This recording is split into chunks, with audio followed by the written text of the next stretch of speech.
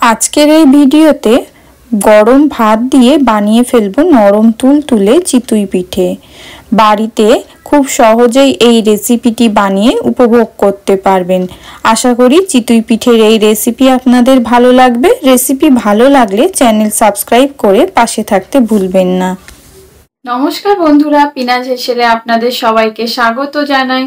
আমার চ্যানেলের ভিডিওগুলি ভালো লাগলে আমার চ্যানেলটি কিন্তু অবশ্যই সাবস্ক্রাইব করবে। রেসিপি শুরুতেই ধুয়ে নেওয়া 1 কাপ পরিমাণ আতপ চালের সাথে 1 কাপ পরিমাণ গরম ভাত নিয়েছি। এখন এই দুটোকে একসঙ্গে মিশিয়ে আমি একটা মিক্সির জারে ঢেলে ভালোভাবে পিষে নেব।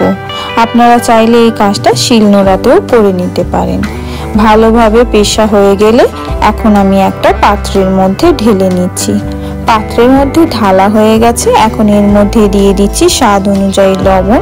এখন এই পিঠে তৈরির ব্যাটারটাকে একটা হুইস্কের সাহায্যে ভালোভাবে ফেটিয়ে নিচ্ছি। এই ফেটানোর সময় আমি এখানে 1 কাপ পরিমাণ জল ব্যবহার করেছি। ভালোভাবে ফেটানো হয়ে গেছে। দেখুন একটা স্মুথ ব্যাটার তৈরি করে নিয়েছি। অপর পাশে চুলোয় একটা লোহার কড়া বসিয়ে কড়াটাকে ধোঁয়া ওঠা পর্যন্ত ভালোভাবে গরম করে নিয়েছি। কড়া ভালোভাবে গরম হয়ে গেলে নুন জল একটা কাপড়ের মধ্যে ভিজিয়ে কাপড় দিয়ে ভালোভাবে কড়াটা গ্রিস করে নিচ্ছি। ভালোভাবে গ্রিস করা হয়ে গেলে এখন এর মধ্যে দিয়ে দিচ্ছি 2 চামচ পরিমাণ পিঠের ব্যাটার।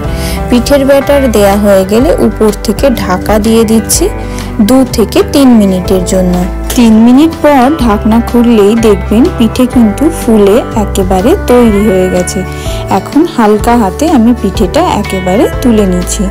দেখুন কত সুন্দর ফুলকো ফুলকো চিতই পিঠে তৈরি হয়েছে।